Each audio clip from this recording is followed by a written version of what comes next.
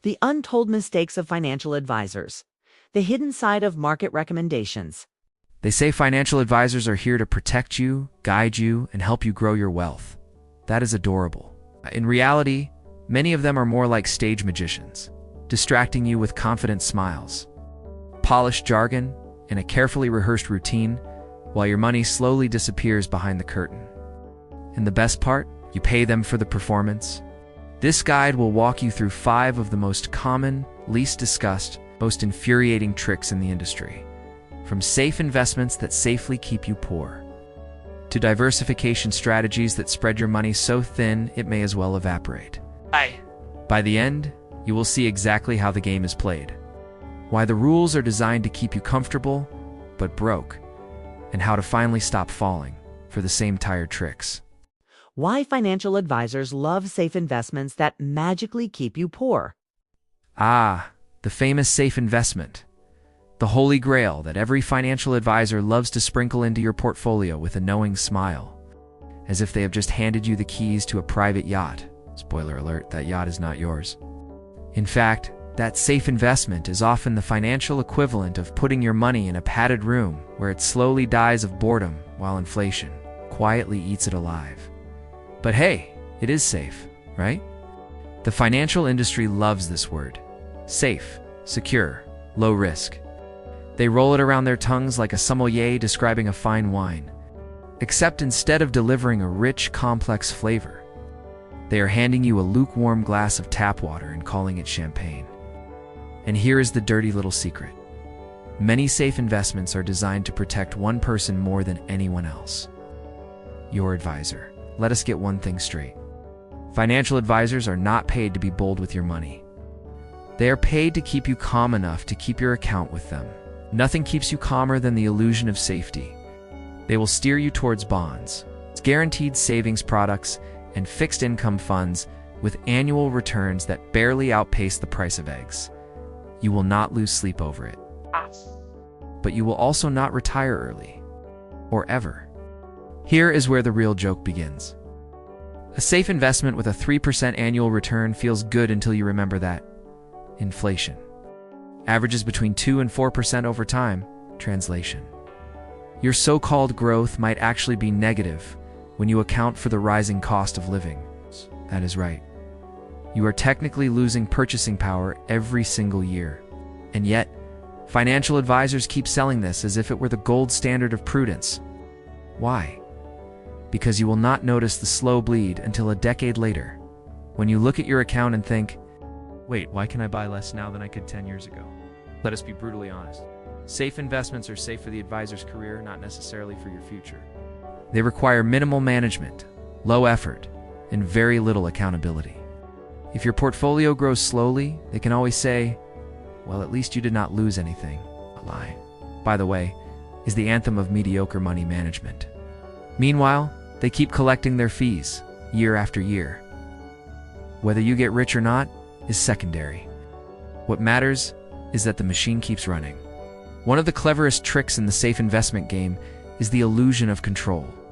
Your advisor will tell you that these products are predictable, stable, and designed to weather economic storms. Sounds comforting, does it not? Except that stable is a polite way of saying your money is going to grow slower than a glacier in winter. The irony. While your safe money is crawling along, the advisor might be making much bolder moves in their own portfolio. They are not playing it safe with their personal investments. Why should they? They are using your fear to keep their own risk low. Fear is the most powerful sales tool in finance. It's fear of loss, fear of volatility, fear of uncertainty. The financial advisor plays this like a virtuoso. Sure, you could invest in high-growth stocks, they say with a concerned frown. But what if the market crashes? Cue the mental image of you eating cold beans from a can in retirement. So you nod, take the safe option, and lock yourself into a future where your money never works as hard as it could. Here's the uncomfortable truth. Safe is not always safe. In the long run, slow growth can be just as dangerous as volatility, because it robs you of the one thing you cannot buy back: time. If your investments do not beat inflation by a healthy margin, you are not preserving your wealth, or shrinking it slowly and politely. So the next time your financial advisor leans across the table with that reassuring smile and says, "I recommend a safe option," translate it in your head too. "I am recommending something that makes my job easy and your future uncertain." The solution: educate yourself. Learn about risk-adjusted returns. Understand the difference between volatility and permanent loss. Recognize that the real danger is not short-term fluctuations, but long-term stagnation. Because in the world of investing, safe can be the most dangerous word of all. The hidden truth behind those expert market tips that always sound brilliant in hindsight. You know the scene. Sharply dressed financial expert on television leans back in a leather chair, looks directly into the camera, and says, "I always knew that stock was going to soar." The lighting is perfect, the voice is calm, and the confidence is blinding. There is only one problem: they are lying. Or, at the very least, they are conveniently forgetting the dozens of bad calls they made before this one. This is the magic trick of the financial world: selective memory dressed as wisdom. Those expert market tips that seem like genius in hindsight are often just lucky guesses that happen to land in their favor. But by the time you see them on the evening news, the narrative has been rewritten.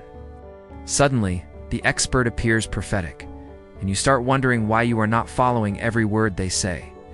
But there is the retrospective brilliance illusion.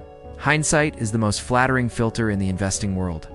Once a stock skyrockets or a market trend plays out, every talking head with a suit and a microphone claims they saw it coming. And they make sure you hear it again and again, so you associate them with success. This is called narrative bias, and it is a cornerstone of financial media. The reality? Before that one winning tip, there were 20 others that went nowhere. Those do not get replayed on television. Those do not get published in glossy investment newsletters. Oh, those are quietly buried in the backyard of financial history, never to be spoken of again. Here's the trick. Experts control the story. They appear after the fact, highlight the few predictions that were correct, and conveniently omit the bad ones. This creates an illusion of consistency which makes them seem far more skilled than they actually are. You are not witnessing genuine foresight. You are watching a highlight reel. The problem is that we, the audience, eat it up. We love the idea that someone out there has cracked the code, that there is a secret formula to always picking the right move. It feels safer to believe that there is a wizard behind the curtain, even when the wizard is really just flipping coins and telling you about the ones that land heads. Financial predictions are not about accuracy. They are about branding. If an expert throws out enough bold statements, a few are bound to hit the mark. When that happens, they wave it around like a championship trophy, conveniently ignoring the wreckage of their other calls. And here's the kicker. The financial media loves this game. Commentator who predicted the last crash makes for a great headline, draws clicks, boosts ratings, and sells subscriptions. No one asks how many times they also predicted crashes that never happened. This is where the danger lies for you. You hear one of these after-the-fact success stories and suddenly you feel the pull to act. You start chasing tips instead of building a strategy. You move money around based on who sounded the most convincing last night on television. And before you know it, your portfolio looks like a random shopping cart filled with every hot idea from the past 6 months.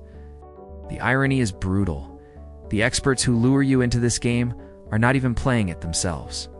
They often hold long-term positions, quietly riding out volatility while you are frantically buying and selling. You are reacting to their marketing, not their actual investing behavior. Here's a little industry secret. Bad calls are quietly erased. Financial firms know that showing too many wrong predictions will damage credibility, so they control the record. Websites take down old articles. Broadcast networks quietly remove video clips. This way, when an expert appears again, the audience only remembers the hits. If you tried to audit the full history of an expert's calls, you might be shocked. In many cases, their track record would look less like a string of brilliant insights and more like a dartboard hit at random. The solution is simple, but not easy. Stop giving your trust to anyone who only shows you their winners.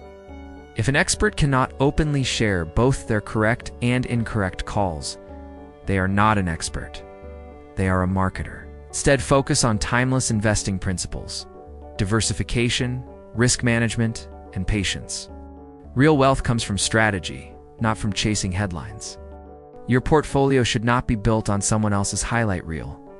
It should be built on a foundation you understand, control, and can stick with through market cycles.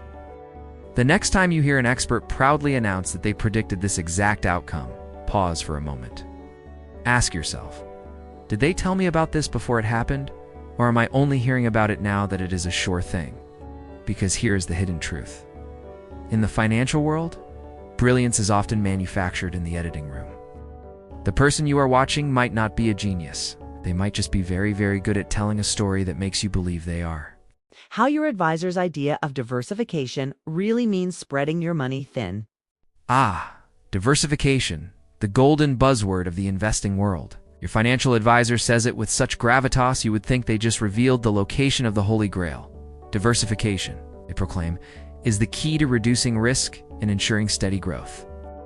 You nod along, imagining a sleek, balanced portfolio working tirelessly to secure your financial future.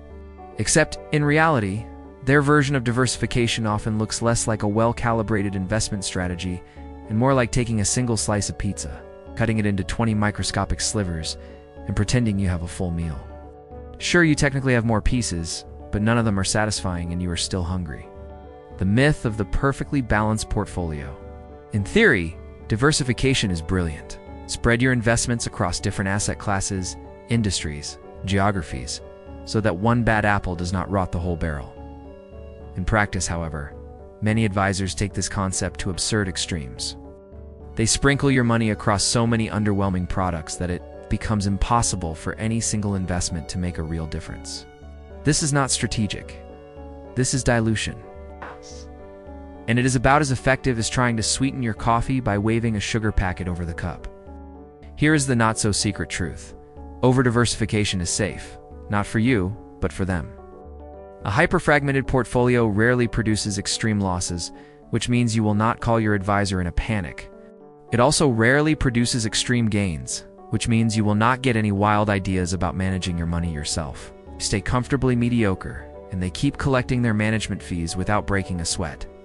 From their perspective, over-diversification is like putting training wheels on a bicycle, then attaching 30 extra wheels just to be sure you never fall, or actually move forward.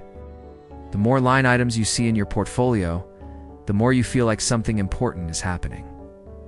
10 mutual funds, 12 ETFs, a sprinkle of alternative assets to make you feel adventurous.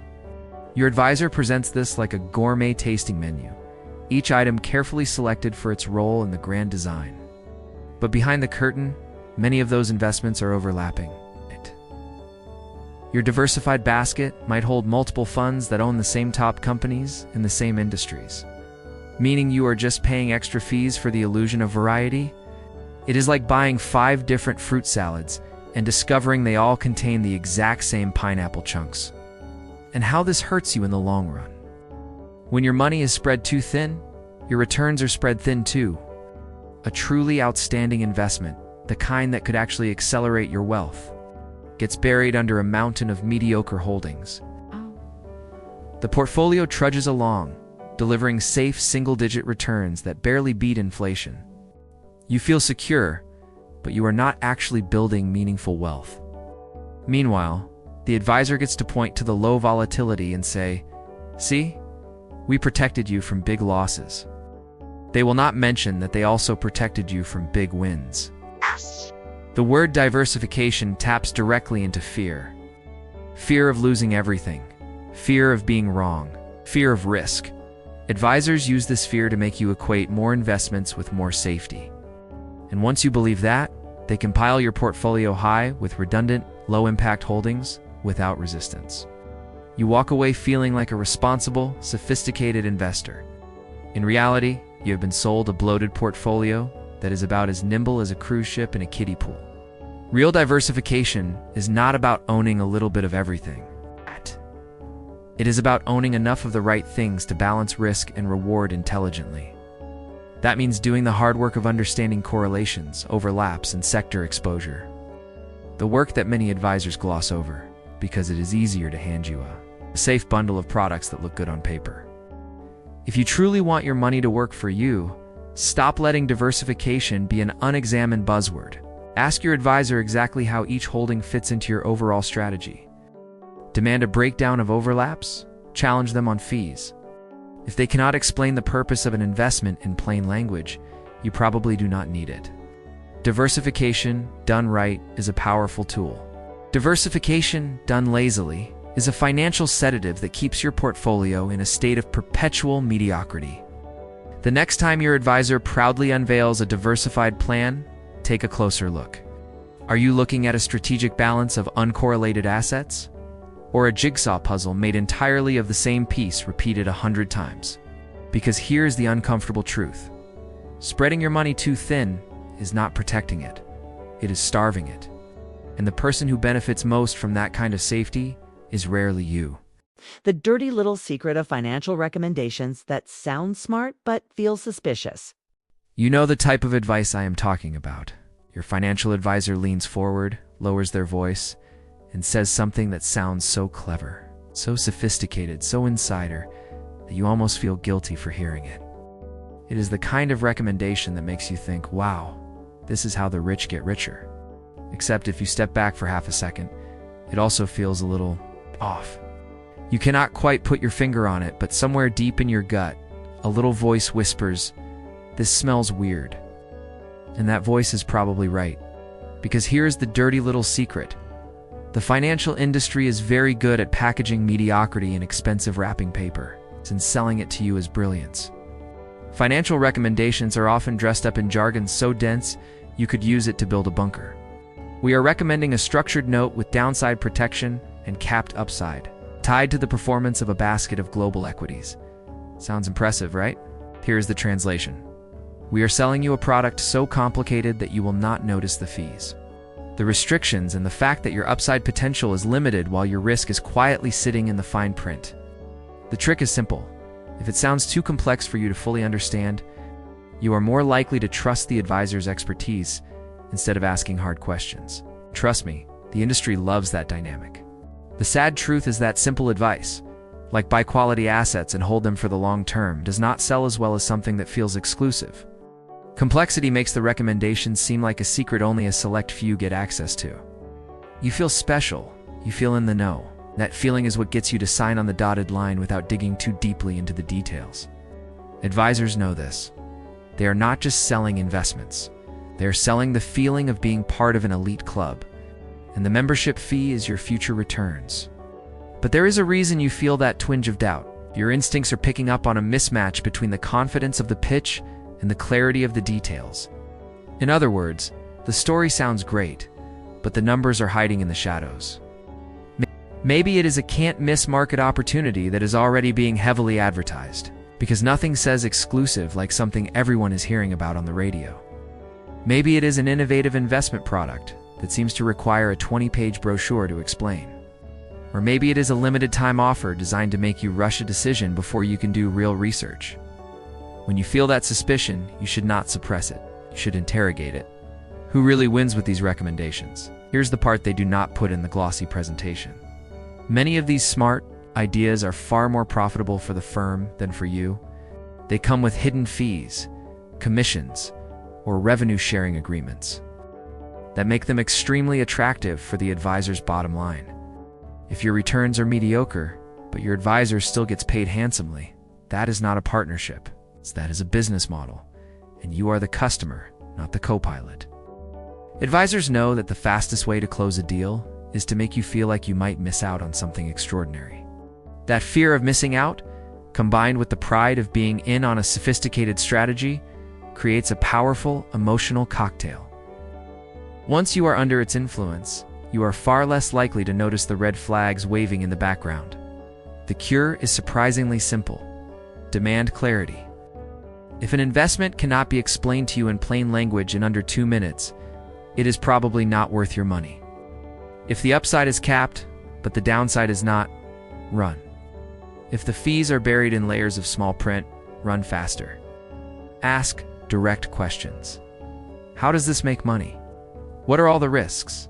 Not just the ones you are telling me. How do you get paid if I buy this?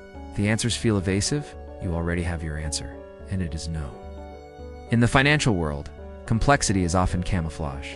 It hides costs, It hides conflicts of interest. It hides the fact that the smart recommendation is really just a dressed-up way of keeping your money busy while someone else profits. So the next time you hear an investment pitch that sounds brilliant but leaves you with a strange feeling in your gut, listen to that feeling, because the dirtiest little secret of all is this. If the advice is truly in your best interest, it will never need to hide behind fancy words. Why long-term strategy is often code for please stop asking questions. Few phrases in finance are as soothing, disarming, and strategically vague as long-term strategy. Your financial advisor says it with the serene confidence of a monk handing you the meaning of life. Do not worry about the short-term noise, they say. This is all part of the long-term strategy. On the surface, it sounds wise. It sounds patient. It sounds like the voice of reason. But sometimes, and this is the part they will never put in the brochure, long-term strategy is really just financial code for, please stop asking questions that make me uncomfortable. The beauty of long-term strategy is that it is impossible to disprove in the moment. You cannot say this is not working because the whole point is that you are not supposed to see the results yet. It is like hiring a contractor to build you a house and being told you can only check on the progress in 20 years. Advisors love this phrase because it buys them time, shields them from scrutiny, and keeps you calm. Your portfolio could be underperforming, your fees could be quietly eating your returns, and the only answer you will get is, trust the process. This is part of the long-term plan.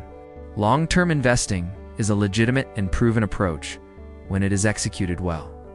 The problem is that the phrase is often used to paper over mediocrity or outright mistakes. If your investments are consistently lagging behind relevant benchmarks, long-term becomes the perfect excuse, because who is going to argue with the concept of patience?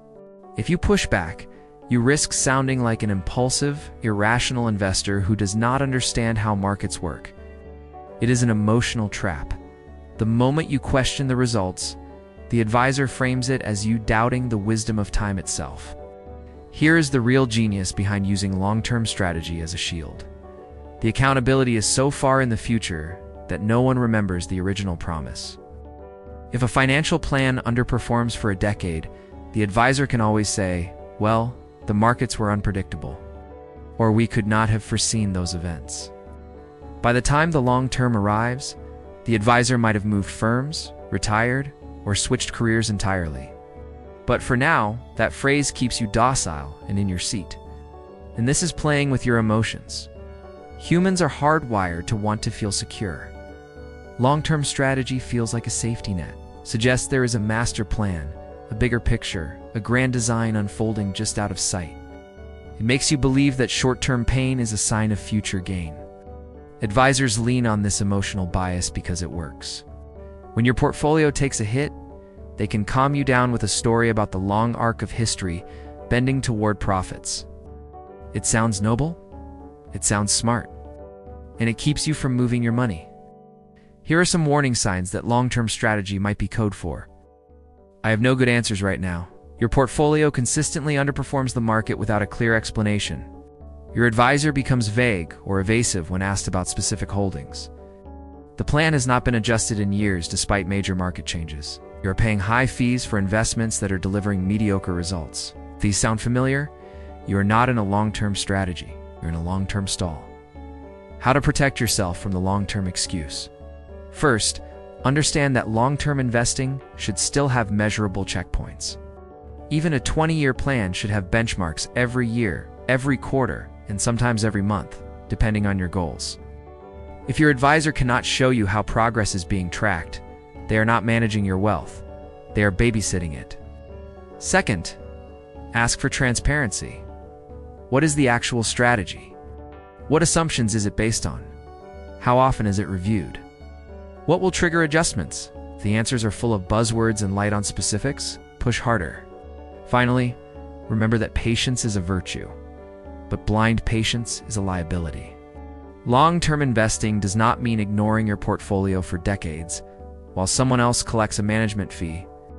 It means understanding the path you are on, why you are on it, and how it will adapt when the world changes.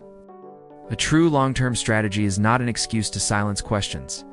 It is a clearly defined plan with transparent logic, measurable milestones, and the flexibility to adapt when necessary.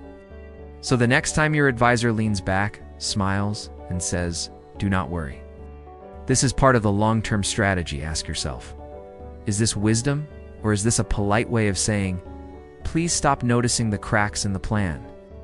Because if the only detail you ever get is long-term, then you might not be looking at a strategy at all. You might be looking at a stall tactic that lasts just long enough for someone else to retire comfortably on your money. Taking off the gloves, your money deserves better than their script.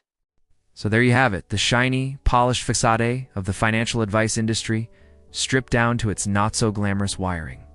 Behind the confident handshakes, the trust me smiles, the PowerPoint slides filled with meaningless charts.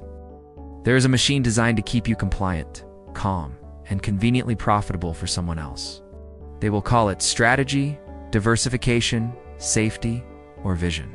Call it what it is. A very expensive babysitting service for your money. The good news is that now you can see the game for what it really is. You can question the safe investments, dissect the so-called expert tips, and laugh when someone tries to sell you a long-term strategy with zero details. Because the moment you stop nodding politely and start asking uncomfortable questions, you stop being the ideal client they dream about, and you start being the investor they secretly fear. And that is when you finally take back control of your financial future.